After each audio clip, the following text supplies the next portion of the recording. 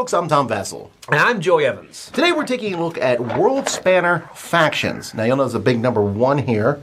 This is Heroes. We're actually taking a look at 1 and 2. Basically, this is what you need for the game. This is just a bunch of extra stuff you can throw in. There is a third box that has come out so far. There's actually 9 planned. Wow. But the third box is out, but that's a whole campaign and stuff, and we're not covering that today, and likely never will. But yeah, you might be wondering, what is Worldspanner Factions? Well, what is it? This is essentially Duel of Ages 3. Okay. So Duel of Ages was a game that at one point was my favorite game of all time. Duel of Ages 2 came out, replaced that. This is the third one. They've changed the name because they are saying it's a brand new game. But if you play Duel of Ages, you're going to recognize a lot of stuff here. If you don't know what Duel of Ages is, or Worldspanner Factions, you'll notice here in the front of this cover, we have a pirate on a motorbike, a raptor, Annie Oakley holding a futuristic rifle, and a giant squirrel with a machine gun. That's the best way to explain the game, actually. It really sums it up. If you see that on the cover of a book, you're like, I'm going to read it. What it is, and it's really weird, the back of the box doesn't tell you. No. But what it is it's like in the future, somewhere in the far future, there's like a battle arena, okay, and you bring in these guys, and they're fighting back and forth.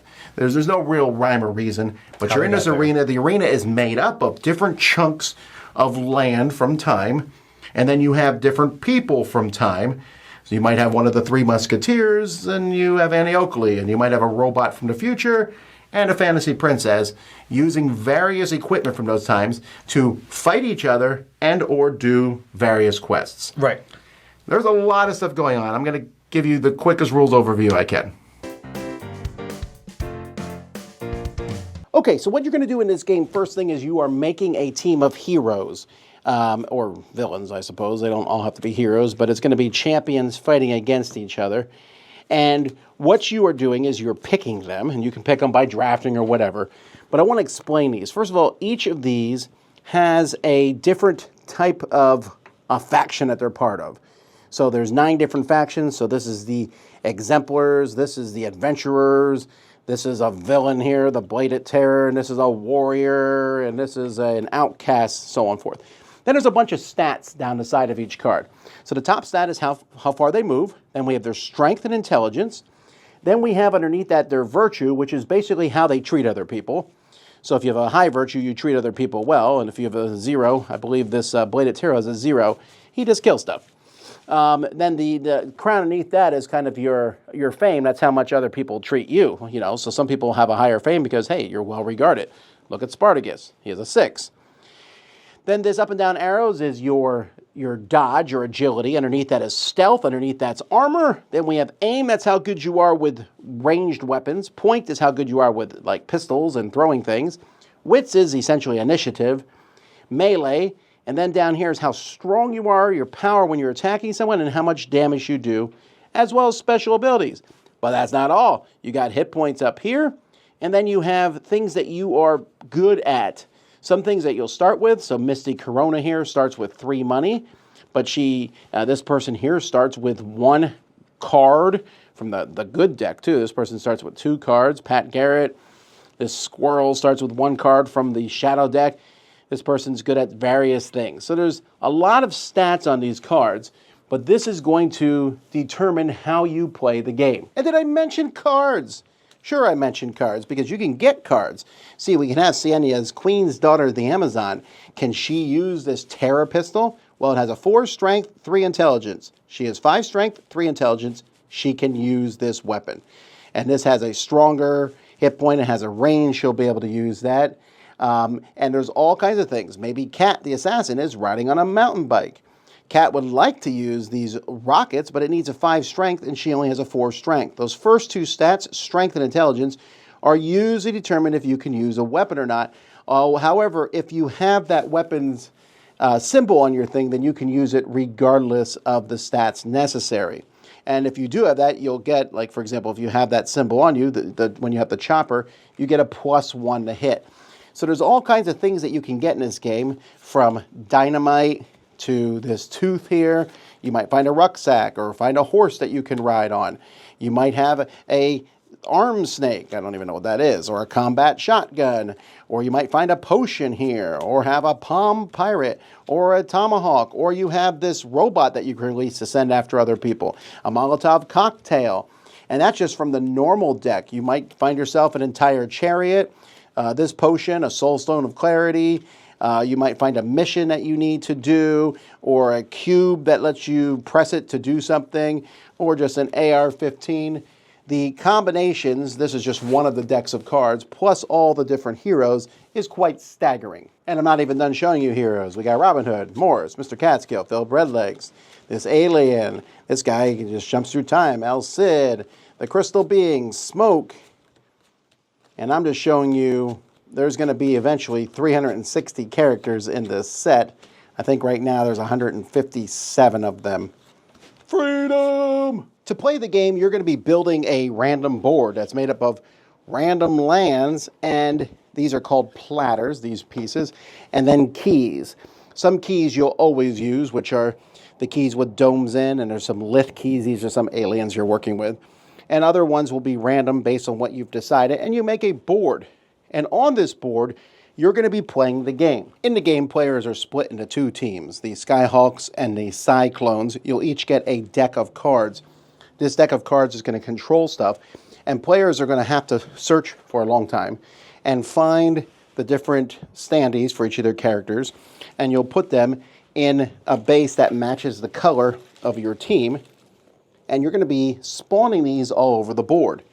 So that's what this deck of cards is used for. At the end of your turn, you'll spawn some people, and this one here says spawn in towers 1 to 3.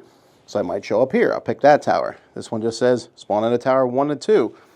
Or it might just have a singular number on it, like this one here just says you're going to be spawning in 4. So all these cards will tell you to spawn on them. However, what are you trying to do? At the beginning of your turn, you'll be able to move everybody on the board, and most of the spaces here either cost 1 or 2. If there's a symbol in it, it costs 2.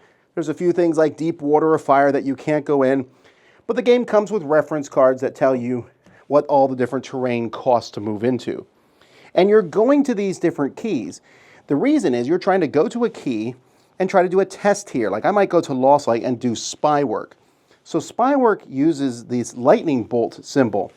So if William Wallace goes there and does that symbol, we'll look at his lightning bolt here. His initiative is a 5, and it is a 5 here. We then look at he's from this faction. That faction's not here. If he was from the green faction, he'd be +2. If he's from these two factions, he'd be -2. So he's a 5 on 5, so that is 5 minus 5 is 0. It's a straight 0. We would turn over the top card and look at 0 to see if you succeeded or not. So green is a success, yellow is an amaze, red is a failure, purple is a fop, which is a failure of painful proportions, and neutral is just nothing happens really. So in this case, he failed the mission. If he had succeeded the mission, we would put a token there that matches his team's color. Now, putting things that match your team's color matters. And let's talk about how you win this game. Over the course of the game, we're going to look at the different keys that are out here. And at the end of the game, each key is worth 1 point to whoever has more tokens. Here, neither team is winning, but in this case, white is winning it. If you do a successful mission where there's someone else's token is, you take it away. And then you'd have to do another successful mission to put one of your own token there. If you have 3 or 4 tokens on a spot, you will also even get a higher benefit that will help your whole team out from going to that spot. Some of the spots have quests on them, and when you go to a quest spot, and instead of doing whatever the test is written on the board, and these tests give you rewards, sometimes they give you money, sometimes they give you cards, sometimes you have to pay money to finish the test, but sometimes you'll draw a card and it will be, here, you need to, the maggots of smugglers' den are slandering us to the other factions, expose their insipid lies. And you have to do the test that's on the card. But when you do these tests, you will get rewards that are often more cards. And these tests can be anything from, hey, one of the people in this bar was an assassin. Read the room and find them quickly. Or this one, abuse of power has been leveled against Prince. If you testify against him, he will retaliate. Or here, you need to catch an assassin. Or a pirate ship is approaching. Be at ready with saber pistol. There are all kinds of different things that will happen. Whenever you do a test, an adventure, you are going to jump back to one of these portals. You'll be dismissed, which means you draw the card and do it. Or sometimes if you really fail, you'll be banished and your opponents will draw a card and send you to 1. So going around and doing these adventures is one of the main focuses of the game. You can also fight each other. If you end next to another person, you will both fight each other. When that happens, you'll compare your initiatives to see who swings first. And then, so let's say William Wallace is trying to hit Kate Rice here. He does a 7 attack on her 5 dodge. So he's a +2. We draw a card. Did he hit? +2? Yes, he hit. This blue line tells you hit. Great. Now does he damage? He has 3 power against her 3 armor. That's a 0. Draws another card. A 0 says do straight damage. He does 2 damage. And now she has lost 2 of her hit points. If you lose all your hit points, well, then you're removed from the board. And if that's the case, you get placed down here. Oh, no, in the abyss. But you can get out of here and even come back in the game. But another one of your teammates is going to have to go to death's edge here to the underworld and make a plea to get you out, a successful test here to move you out. And if you have nobody in the abyss at the end of the game, you will get an extra point for that. You could also win by killing off the entire opponent's team, but I've never ever seen that happen in these games. So that's just a smattering of what's going on here. The combat I just showed you was hand-to-hand combat. William Wallace was trying to hit Kate Rice. Of course, you try to hit him back. If you have a weapon, things are going to change. You can also shoot. And the game is going to take place over, depending on how long you want to play. Let's say you want to play a full game here of 12 turns, and then you'll use this Abyss board to keep track of that. And what's going to essentially happen on a player's turn, there's a whole round structure here. So first you do free actions. Then you will either move or shoot or slip away. There's a few other actions. Then if someone has a gun near you and you move near them, they have a chance to shoot at you. Then anyone you're next to, you all will fight each other. Then do the adventures. Then you bring on some more heroes, move the round marker, and go to the next. There's a decent amount of other rules here, and all these different quests will have various things going on, but hopefully that gives you somewhat of an idea of how the game plays.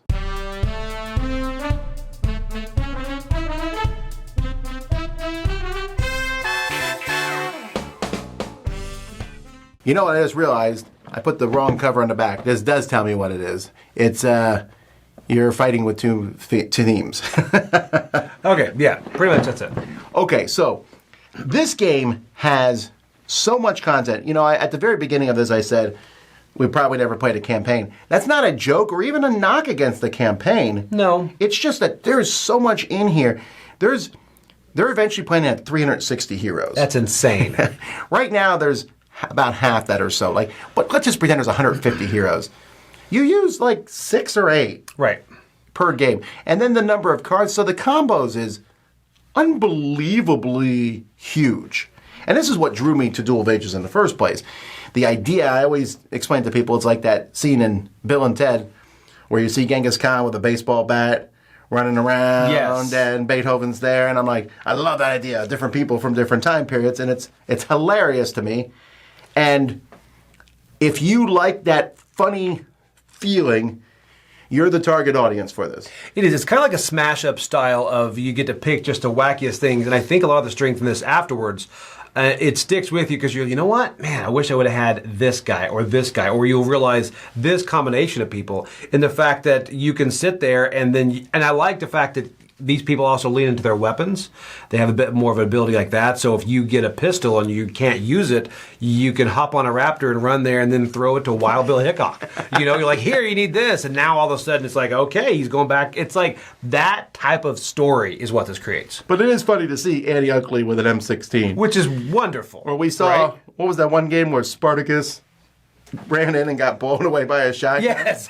You know, that guy was just sitting there waiting. And so but he had a sword. Funny moments like that, or you have So good. Beowulf riding an ATV around the board with his pet spider, coming with him. You have a jet ski that you have with you just in case. So that is the highs of the game for sure. Yeah. The game is, I would say, like my favorite part of the game, easily, is whenever I draw a card. Oh, without a doubt. Or that's tied with revealing the card to my opponent. Like, Okay, you didn't know I have a lightsaber, essentially. That is one thing they should say, because this is my first time playing this game. I did not play Duel of Ages. You're not. No, and so I did not draw cards at the beginning of the first game, and that was an enormous mistake, because you really want those. Yeah, you want to go get cards. So, there's a lot to unpack with this game. Let's talk about the look. I'm kind of of mixed feelings on it. I like the look as far as the artwork, things like that. I'm not crazy about it. I think there's 12 icons down the side. For someone who's never played it before, that's a lot to unpack. Really is.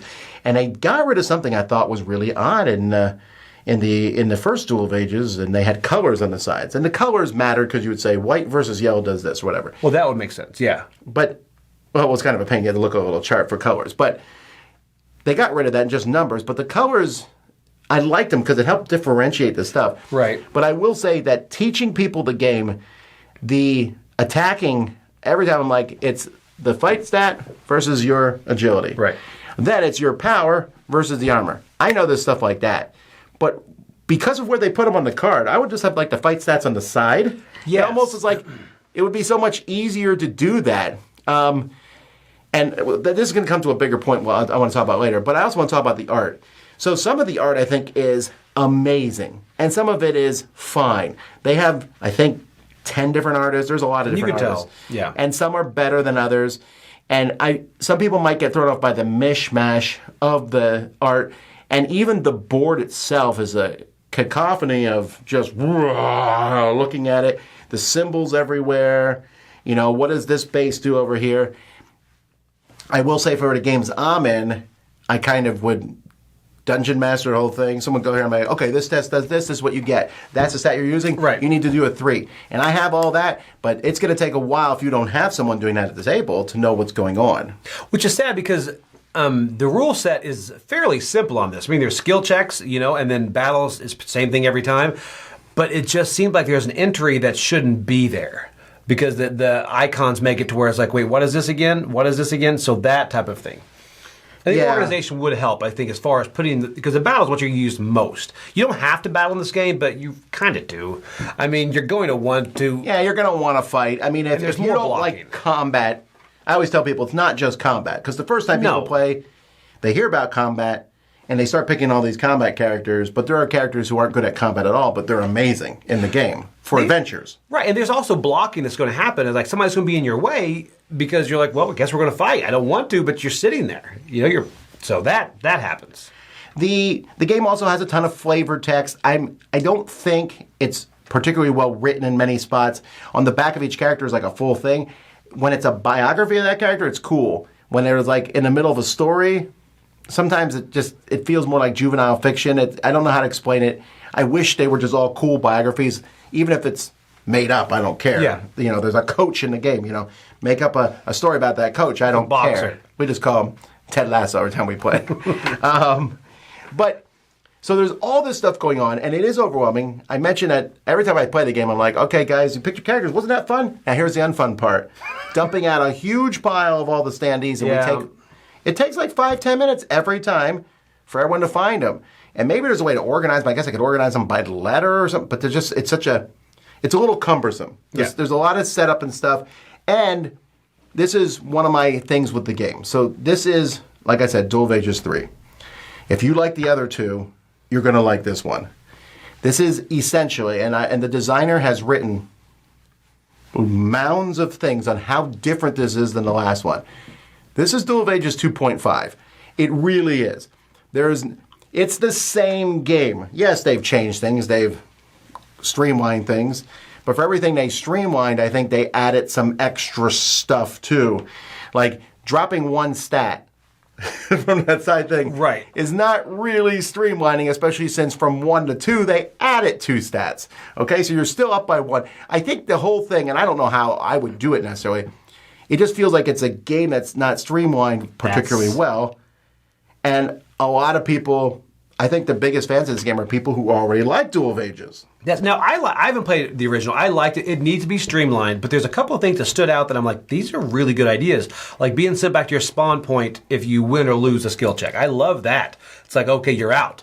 And then losing that weapon on the kill, You know, the big, powerful, whatever. I mean, the game has a good way of evening things out. Yeah, so I didn't explain this in the rules, but a lot of the weapons and things, when you use them, some are one-time use, like there's a tow missile. You shoot it, So it happens good. or not.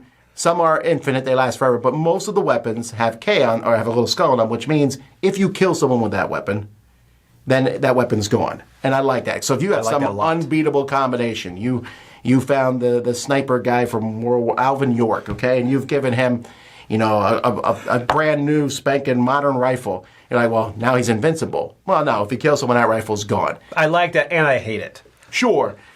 But also, this game, one thing that this game does do is it lets you bring people back from the dead. It's a slow process, but it's a process. Yes. I like that a lot, bringing them back. It's several step, and also opens up that area of the board. It's not that important at the beginning of the game. Later in the game, you're going to go there and start trying to bring people back. I like that a lot. Now, we mentioned guns a lot. There's a lot of weapons in this game. I feel like the guns and the shooting and the range is still the weakest part of the rules. It's fairly convoluted. There's more pages about line of sight and how terrain affects shooting. And shooting is also both an action on your turn and or a reaction on your opponent's turn. And I feel like, again, that adds some fluffiness to the game that it doesn't need. But I do like some of the things they stream. They did streamline some things in this game. All the terrain is much easier to figure out what it is, and it's almost always two movement rather than it's one or two or impassable. Yeah. The different factions, I don't like the new factions they added. That's one thing I don't like. There's now 9 factions. Originally they had 4 time frames. There's 9 factions, and each faction is good at one of these little keys, and it gives them +2, and they're bad at 2 other keys that they're negative at. And I found that to be cumbersome to always be like, okay, this guy's good at, what is it? He's good at this one, I think. No, he's not good at this. Like, oh my word, you know. That drags it out, especially when looking for a spawn point of where you're the most effective. You know, or if you're just be a bodyguard for somebody that is effective. Yeah. So there's a bit of that, and again, just like looking at the board, you're just like, oh, the game comes with reference cards, which are helpful, but there still is a good chunk of things. The rules also felt like they were written for people who have already played the game before. Yeah. I understood them, I didn't have many problems with them, but I also went in knowing what I was doing. This one's a really weird one for me to rate. I mean, when you look, I think it's on the side of the box or somewhere in here, where they brag about, you know, this being in my top 100 for 8 years in a row or whatever. And I loved the game, and I have such amazing experience. I played this one many times already since we got it, and each time I have A great time. a great time and amazing stories. That's the thing. It's the stories that I love about this game. I mean, they have a giant squirrel now. I haven't seen him before. And I think that that's hilarious. You know, we had the 2 squirrels in the same, there's 2 of them. And just the idea of, okay, I got this person, now they're on a bike. And now this person's in a chariot. Why is Annie Oakley in a chariot? Don't worry about it. She's just Doesn't coming. matter. You know, and so the story part is great. But then the other side of me, even though I love all that stuff, I think, well, how am I recommending this to? Who am I recommending this to? Because this is a game that doesn't feel like it's a 2024 game. It feels almost 20 years old, which is when the first game came out. It doesn't feel modern. It doesn't feel streamlined. It's clunky. I like it despite all that clunkiness. I like it, and you tend to like games even if they're clunky. I do. Because the theme is that powerful for you. Yes. And so rating this game has been driving me nuts. That's where I am too, because I wonder, I'm like, okay, is this one that every time it hits a table, that's what you have to look at. Every time it hits a table, you have this story that you're going to laugh about later. I love that, but the clunkiness and the streamline, and then sometimes the turns can get long, you know, especially when you have more characters, and you want more characters because that's where the stories come from. You're going to want to get as many characters on the board as possible. Yeah, so we played a 6-player game. That's nice and smooth, fast. Then we played 8, and that was only 2 more characters, and I was like, I think it was better with 6. I agree. But I wanted 8 characters, and every time I always play draft. We draft the characters. Every time I draft my 8th character, I'm like, I would like 5 more, please. I know. I should have got that alien. I know. So there's all that going in. So here's my rating. I thought about this for a long time. I'm giving this an 8.25. So, yeah. Okay. Okay? Because I can't say it's excellent. Yeah. But I have so much fun playing it. You know, and we'll find out next year if it makes my top 100 games again or not. Right. It's a tough one for me to decide. This ranking could go up or go down. There's just so much stuff in here. And yet, in this office here, maybe Roy would like it. Maybe. I don't know, though, because he likes streamlined games. And almost everybody else would not. No, I think. I could see I feel that. fairly confident about that. And I feel that way when I teach people, like, no.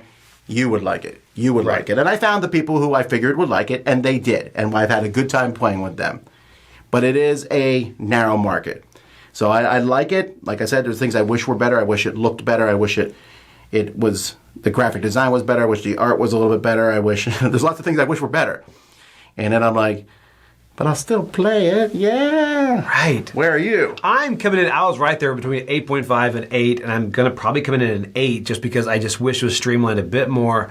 But the fact that I was leaning toward 8.5 for a long time because I love this game, and that it makes me want to. If I told you we were playing this tonight, would you play? I would. I've already told you I want to play it tonight. Yeah, because it's one of those you want to play because you want to get different characters and different combinations of characters. And I love the characters aren't just historical, but they're just so off the wall. I mean, you can put a Viking on a motorcycle with a rocket launcher, and it's just, I love that situation that it puts in.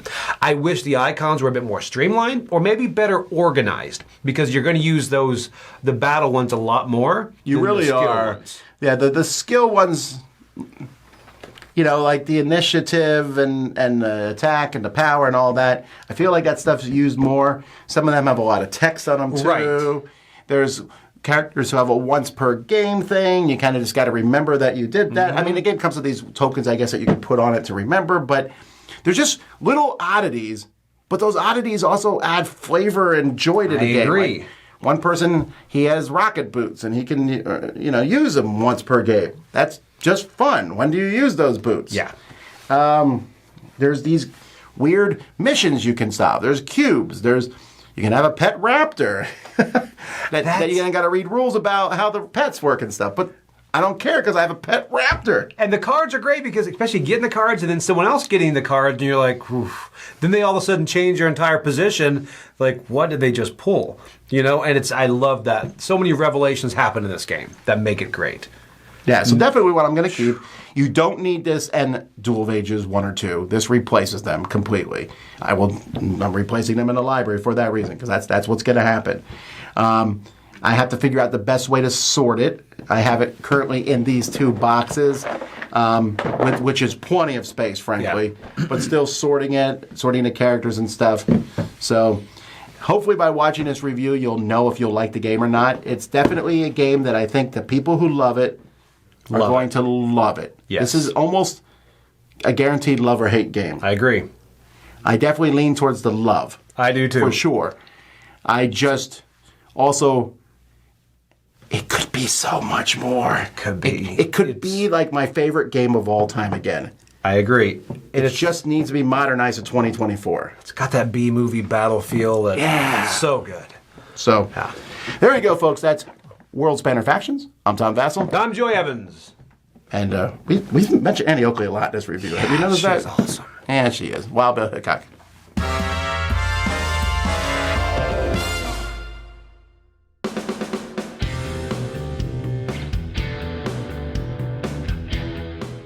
Hey everybody, thanks for watching another video from the Dice Tower. Hey, you want to learn more about us, communicate with us? We have a Facebook group, we have a Discord channel, lots of different ways to get involved with the Dice Tower. And you can find that in our Linktree link below. So just click that, it will take you and you can communicate with us on Facebook, join our Facebook groups. There's lots of cool things that you can find and become part of the Dice Tower. Thanks so much for watching. I'm Tom Vassell.